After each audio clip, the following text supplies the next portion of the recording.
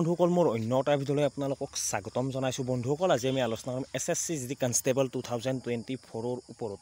যদি আপোনালোকে SSC GDৰ exam দিছিলে তেতিয়াহ'লে আপোনালোকৰ বাবে এটা অতি বেয়া খবৰ আছে। কি বেয়া খবৰ মই আপোনালোকক জনাম। আৰু আপোনালোকে ইতিমধ্যে ভালদৰে গম পাইছে যে আপোনালোকৰ যোৱাকালি CRPF ট্ৰেডমেনৰ ৰিজাল্ট ঘোষণা হৈছে। আজিৰ পৰা প্ৰায় বহুত আগতে এক্সাম অনুষ্ঠিত হৈছিল। SSC GDৰ লগত কালিৰ এক্সামৰ কি সম্পৰ্ক, আমাৰ বাবে কি বেয়া হ'বলৈ গৈছে, গোটেইখিনি কথা আপোনালোকক বিতংভাৱে জনাম।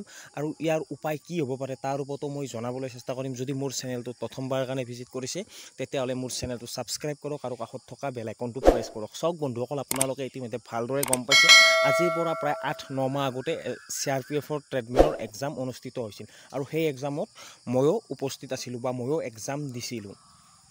আৰু সেই এক্সামৰ ৰিজাল্ট যোৱাকালি ঘোষণা হৈছে। আৰু ৰিজাল্টত দেখা পোৱা গৈছে যে বাহিৰৰ ৰাজ্যৰ ল'ৰা ছোৱালীৰ সংখ্যা প্ৰায় 80-90%। আপোনালোকে যদি ৰিজাল্টটো চাইছে গম পাইছে 80-90% বাহিৰৰ ল'ৰা ছোৱালী আছে।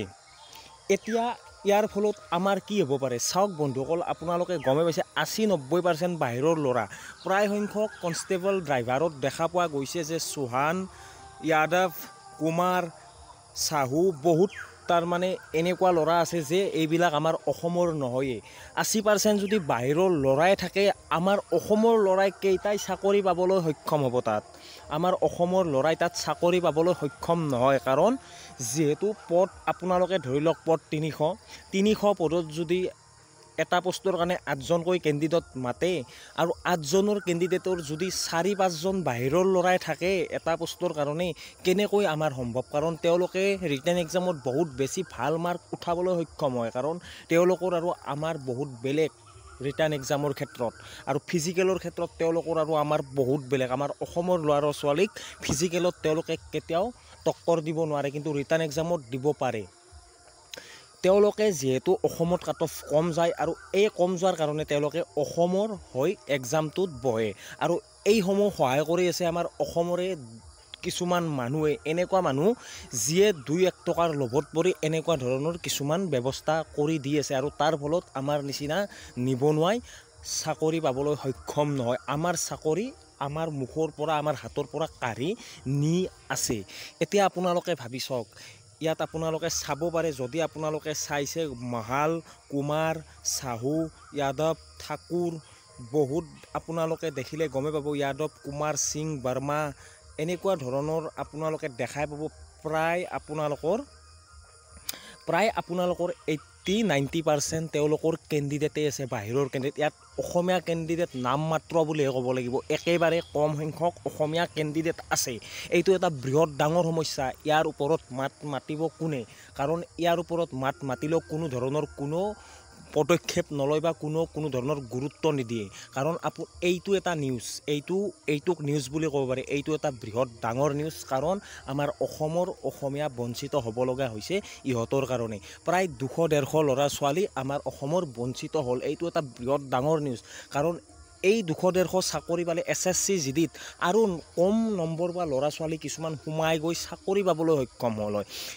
যিহেতু CRPF ট্ৰেডমেনত এনেকুৱা এটা ঘটনা হৈছে, SSC GDত কেনেকৈ নহ'ব? আপোনালোকে এবাৰ ভাবক, ইমান ষ্ট্ৰিক্ট থকাৰ পিছতো CRPFৰ কনষ্টেবলত ট্ৰেডমেনৰ বহুত ষ্ট্ৰিক্ট আছিল। যেতিয়া আমি এক্সাম দিছিলোঁ, আমি 2-3জন ল'ৰাক উলিয়াই দিছিলোঁ। ইকম টাৱাৰ গুৱাহাটী, আপোনালোকে গমে পাইছে তাত এক্সাম হয় আমাৰ আশে-পাশে ডিষ্ট্ৰিক্টবিলাকৰ। ইকম টাৱাৰত আমি 2-3জন ল'ৰা উলিয়াই দিছোঁ। তাৰ ইমান ষ্ট্ৰিক্ট থকাৰ পিছতো তেওঁলোকৰ ইমান সংখ্যক ল'ৰা এতিয়াও আছে। আৰু SSC GDৰ বিষয়ে মই এই কাৰণে ক'বলৈ গৈছোঁ, চাওক SSC GDত অসমত বহুত পদ থাকে। UPৰ পিছতে অসমৰ পদৰ সংখ্যা যথেষ্ট। আৰু অসমত কাট অফটো কম গৈছিল আগৰ পৰা। মই আপোনালোকক বাৰম্বাৰ কৈ আহিছোঁ যে SSC GDত মই 2015 চনৰ পৰা দি আহিছোঁ। 2015 চনত 25 এনেকুৱা ধৰণৰ ফাইনেল কাট অফ গৈছিল। তেতিয়া ইমান বাহিৰৰ ল'ৰা ছোৱালী অহা নাছিল। এতিয়া যিহেতু ইণ্টাৰনেটৰ যুগ হ'ল, গোটেই কথাখিনি মোবাইলতে গম পোৱা হ'ল যে অসমৰ কাট অফ ইমান যায়। তেওঁলোকে আমাৰ ফালে ঢাল খালে আৰু আমাৰ পদসমূহ তেওঁলোকে ল'বলৈ চেষ্টা কৰিলে। যিহেতু তেওঁলোকে আহিয়ে ইয়াত দালালক লগ ধৰে আৰু দালালবিলাকে গোটেইখিনি সা সুবিধা কৰি দিয়ে। এই দালালৰ ফলত আমাৰ নিচিনা নিবনুৱা সমস্যাত পৰি আছে।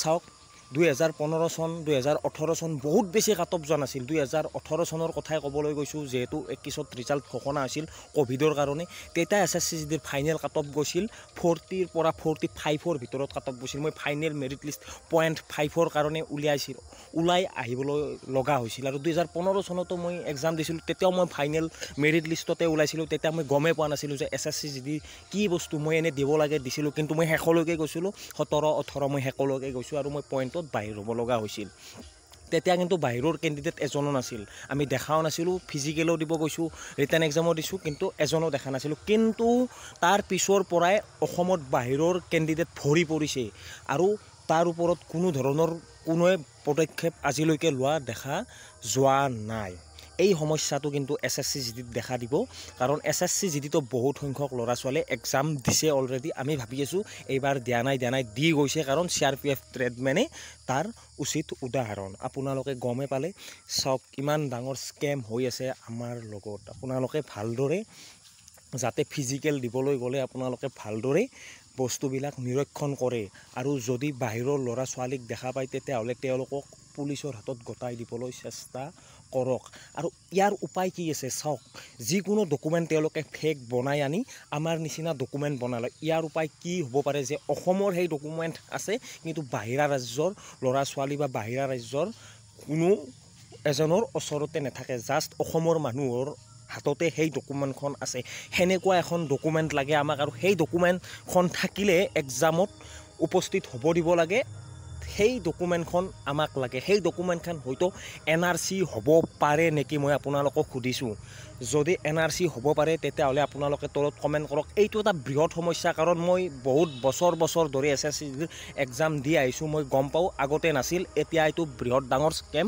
আৰম্ভ হৈ গৈছে আজিৰ ভিডিঅ'টোত এইখিনি এই বৃহৎ সমস্যাটোৰ ওপৰত আপোনালোকে মাতিব পাৰে আৰু আপোনালোকে প্লিজ ভিডিঅ'টো শ্বেয়াৰ কৰক যাতে সকলোৱে গম পাওক যিহেতু SSCGDৰ আগন্তুক আহিবলগা ফিজিকেলৰ প্ৰস্তুতিৰ আগতে এইখিনি কাম সকলোৱে কৰে যায় দেখে তেওঁলোকক কৰায়ত্ব কৰে আজিৰ ভিডিঅ'টোত এইখিনি আজিলৈ আহিছোঁ জয় হিন্দ জয় ভাৰত